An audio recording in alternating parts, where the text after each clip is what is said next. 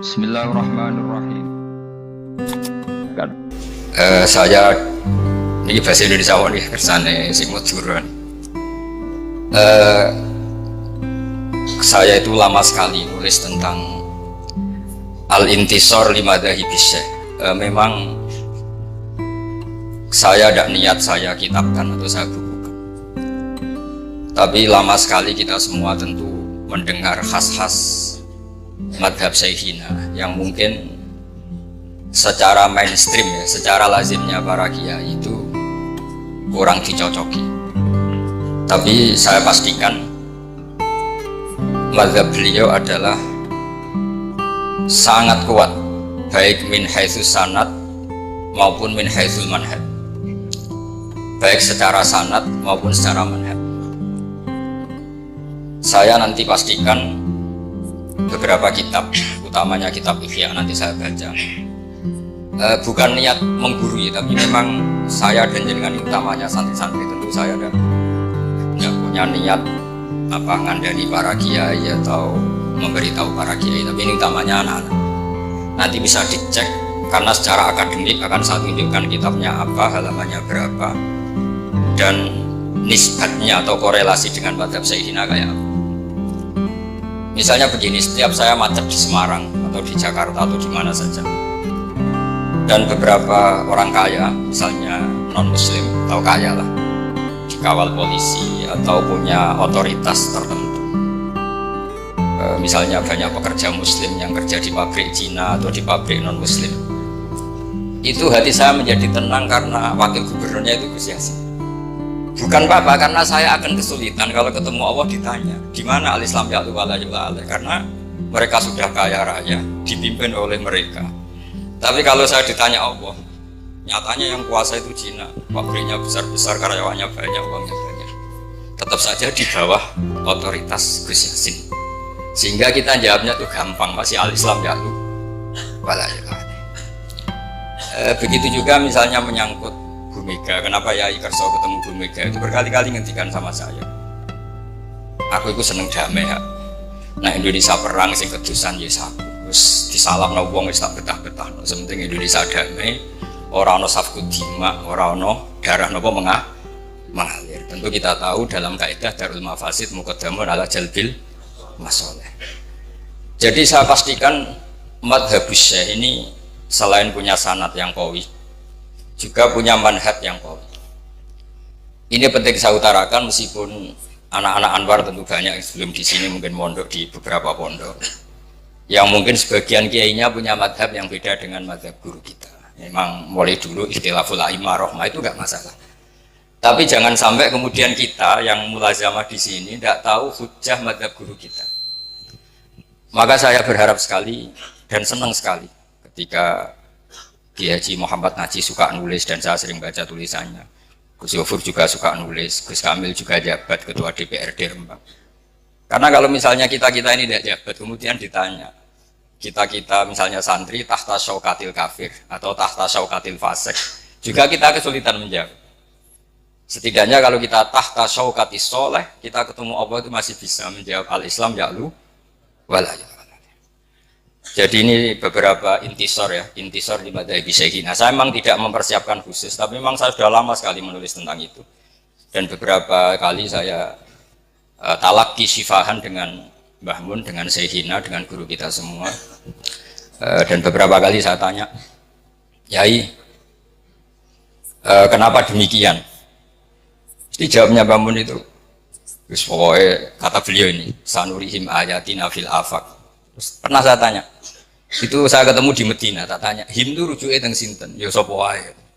Mboten tiyang Islam tok, wong him kok wong Islam tok, ya sapa wae kan terus. Saya tanya lagi. Niki model Mbah Karim napa Mbah Siber? Ya domber ya pokoke sapa wae kan. Karena masyhur beliau sering guyon kalau Mbah Siber itu ma'ruf. Kalau merujukkan domber itu ces pulang pakem. Kalau Mbah Karim terkenalnya pokoke mengkono-mengkono. So him ya mengkono-mengkono, wadhalika ya mengkono-mengkono, lahu ya mengkono-mengkono. Dan kita tahu beliau murid Mbah Zubair, walidnya sendiri juga murid Mbah Karim, selain nantinya juga muridnya Sayyid Alawi, Syekh Yasin bin Isa Al-Fadai. Sehingga kita punya guyonan dalam karangan-karangan ulama internasional. Suatu saat ada orang Syiah sama orang Sunni itu berdebat. Ini barokahnya domirnya model Bakarim. Berdebatnya itu ayyuhuma afdal. Ali dan Abu Bakar ayyuhuma afdal. Yang paling afdal siapa? Yang satu Sunni, yang satu Syi'i. Kita tahu kan kalau yang Sunni mesti Abu Bakar, kalau yang Syi'i Ali. Si ulama ini pinter karena nggak mau resiko melihat orang debat. Jawabnya itu mangkanat bintuhu tahtahu. Itu semuanya keplok, padahal nggak tahu maknanya apa.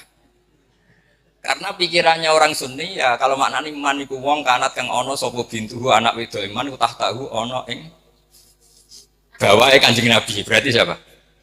Abu Bakar, fa inna Aisyata tahta yadi Rasulillah sallallahu alaihi wasallam. Tapi perasaannya orang Syiah itu man iku wong kanat kang ono sapa bintuhu putrine Nabi iku tahtahu ono ing ngisore man. Berarti siapa?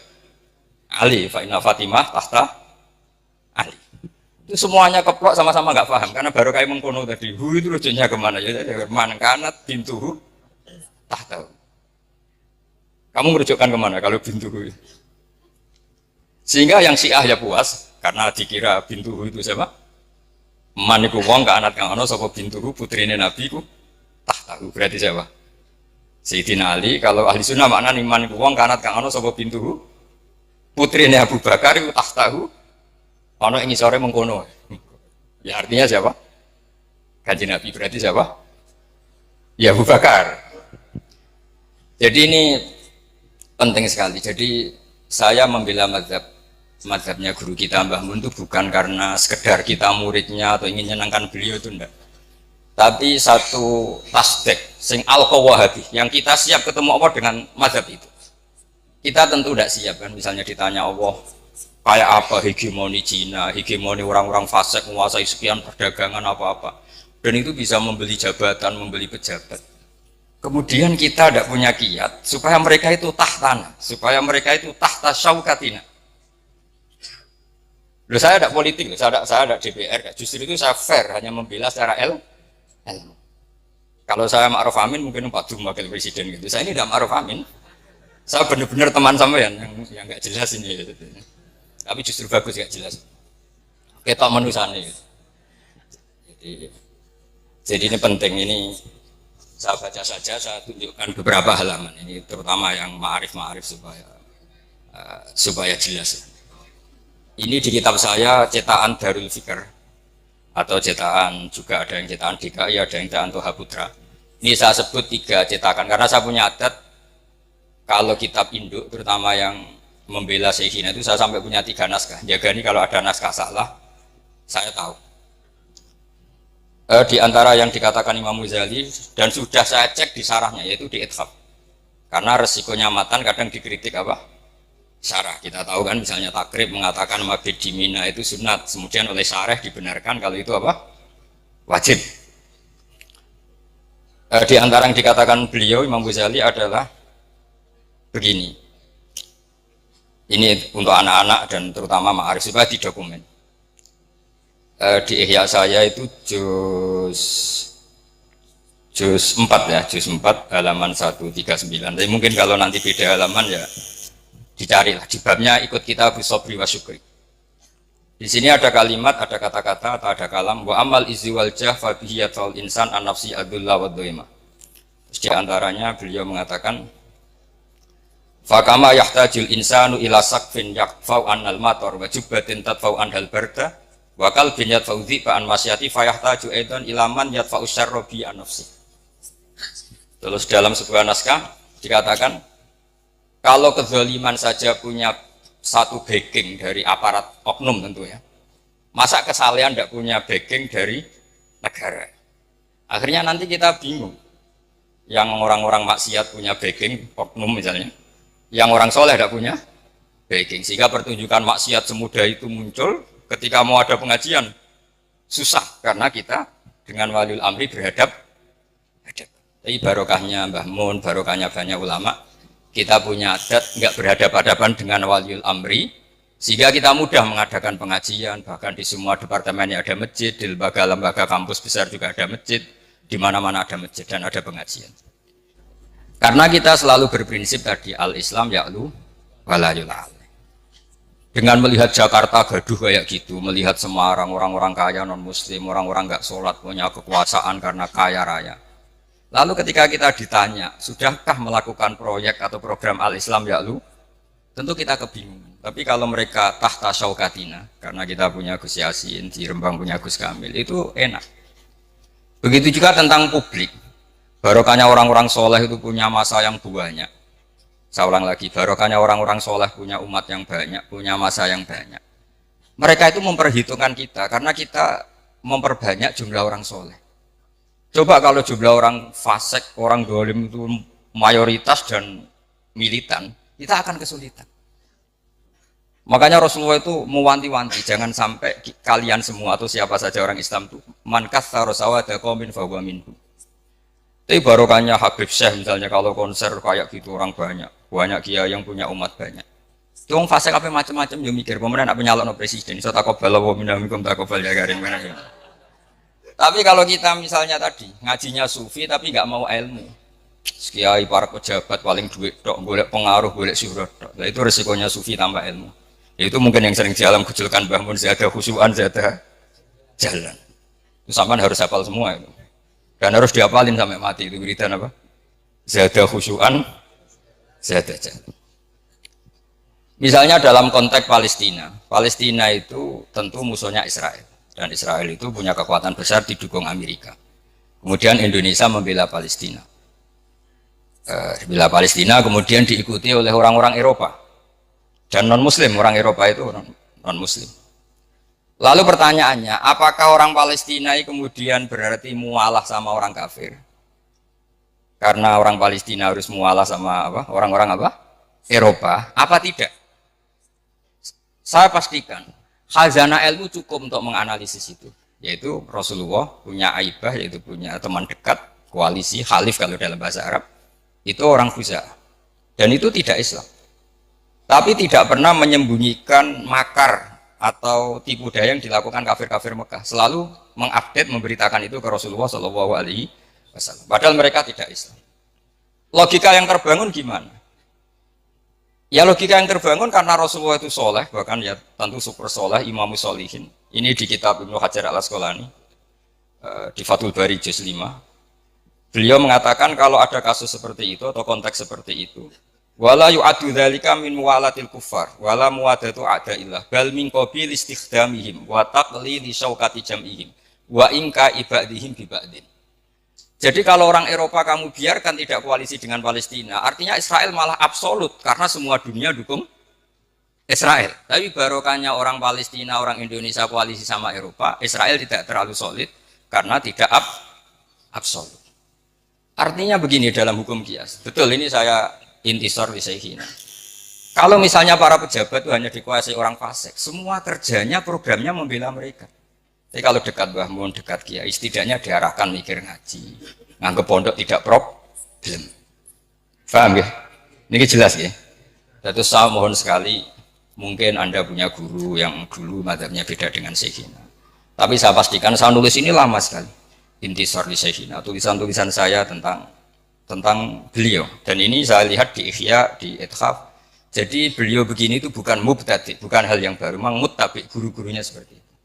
Bahkan beliau sering cerita ke saya, Salahuddin Al-Ayyubi itu iso ngalahno pasukan salib, itu barokah kitab Ihya. Barokah kitab apa? Ihya, karena beliau mengkaji Ihya. Pernah beliau tak tanya, apa Salahuddin Al-Ayyubi itu menangi Imam Ghazali? Kata beliau, gue menangi bora, pokoknya pinter ngono iku baru kayak Ihya kata. Karena pernah tak hitung itu ya kayaknya ada menangi gitu. Karena saya pernah juga di Masjid Salahuddin Al-Ayyubi itu yang ini saya baca terus. Ini yang masih di Ihya. Kemudian dibenarkan oleh Ithaf. Wa kadzalika ulama udini. Ya ini saya baca lagi. Wa ala hadal qasti kanal anbiya alladzina la mulka lahum wala saltanata yurauna salatina wa yatlubuna indahum al-jah. Dulu para nabi itu ya jadi penasihat presiden. Karena kalau nabi enggak mau, orang soleh enggak mau, penasihatnya kalau PKI gimana? Kan jadi pusing.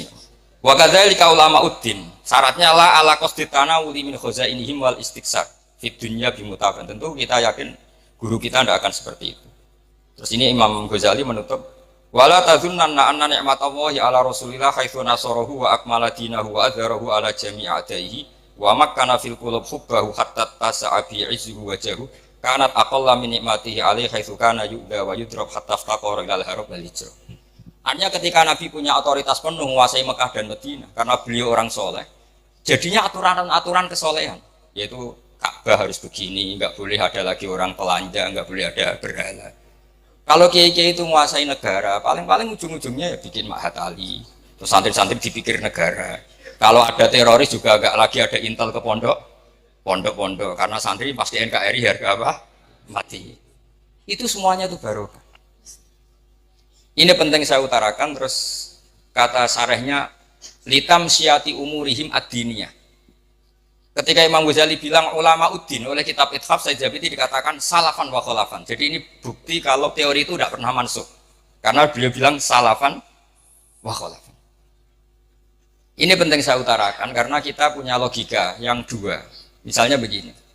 Kalau berteman orang fasik itu kan taksiru sawadil fusak, memperbanyak jumlahnya orang fasik. Tapi kalau yang fasik ini pejabat, kemudian orang soleh nggak mau nemanin, itu berarti taraktum ummata Muhammadin sallallahu alaihi wasallam fi aidil mubtadi'ah. Ya kalau mubtadi'ah, kalau mudillah, kalau mukafirah. Misalnya Anda membiarkan negara dikelola orang-orang fasik, kemudian punya ide bahwa pondok itu kriminal, bahwa pondok itu teroris, mereka yang bikin pelaturan, mereka yang punya otoritas, kita habis. Ini barokahnya istiannya Yai Kerso dekat Mega, terus Gus Roji cucunya DPR RI, Gus Kamil ketua DPR. Tapi Yai tentu selalu menjaga khazanah ilmu. Saya itu menyaksikan betul betapa bangganya beliau dengan Gus Najib. Ketika beliau ngarang Asyadaratul Lama, sering saya disuruh baca apa di karangan Mbah Fadl Kawakibul Lama. Terus kata beliau, aku kiai tenan. Lah kok buktinya anak-anakku alim. Terus lama-lama jadi beliau itu mewakili minal janibin. Jadi yang negara ya diurus, khasnya pesantren juga apa? Jadi ini penting saya utarakan supaya kamu ala yakinin bahwa kita membela madhab Syekhina itu ala yakinin, ala bayinatin, bukan sekedar kultus. Hidup saya itu di Jogja, ketemu orang macam-macam. Ya kadang ditanya, kenapa guru Anda ikut P3? Tak tanya, kenapa Anda tanya? Ya tanya. Terus kalau kiai politik itu kan jelek kata dia. Terus kata saya gini, ya biarin aja negara yang politik orang-orang yang nggak beragama. Ya jangan nanti negara rusak. Ya sudah, biar kiai-kiai juga ada yang kerso apa? Politik. Jadi memang sebagian pertanyaan itu memang harus dijawab dengan pertanyaan. Karena ini penting. Saya itu dulu pernah, saya itu punya kenangan terbaik di Jogja itu pernah diparani seorang yang pakar komunis. Bukan sekedar komunis, pakarnya. Jam 4:30 saya masih ingat. Tanya gini sama Pak Bahak, kalau kamu bisa menjelaskan Tuhan itu siapa, nanti saya mau Islam. Kata saya. Terus saya bilang gini, ini ngajak pinter apa ngajak goblok, kata saya. Kata dia, ya ngajak pinter, kata saya. Terus tanya, kira-kira yang jadi sebab, jadi faktor itu sesuatu yang wujud apa yang nihil, yang nihilisme atau yang adamiah kalau dalam bahasa Mbok. Ya di mana-mana sebab itu harus punya eksistensi, harus wujud. Nah ya anggap saja Tuhan itu penyebab alam ini. Jadi makanya kalau zaman kita ngaji, Tuhan itu siapa? Zat sing wajibil wujud. Masa alam yang wujud ini disebabkan oleh adamiah, sesuatu yang enggak ada menciptakan yang ada. Itu ngajak gendeng atau ngajak waras katanya. Terus dia bilang, ya ngajak gendeng Bapak. Berarti Tuhan itu ya? Ya itu Tuhan, dia kata saya gitu. Jadi sebetulnya kita ilmu kita, saya itu ngaji jamul jamek sama Bom. Ilmu kita itu cukup. Kalau dalam ilmu mantek kan gitu. Al-alam mutawahhir wa kullu mutawahhir hadis la budda min muhdis. Nah, soal penamaan Allah itu dari syariat. Kita hanya sampai bahwa alam ini harus disebabkan sesuatu yang wujud. Masa sesuatu yang wujud disebabkan sesuatu yang ada. Makanya kita diajari siapa itu adalah wajibil wujud. Nah, wajibil wujud itu oleh syariat disebut Allah SWT. Akhirnya dia nerima. Mulai dulu kalau kiai bilang Allah begitu kan selesai kan. Nah, akhirnya dia Islam. Maksudnya Islam lagi apa nggak tahu saya, bahwa mungkin kecilnya pernah apa? Islam. Nah, Mbah Mun itu termasuk orang yang punya kemampuan itu.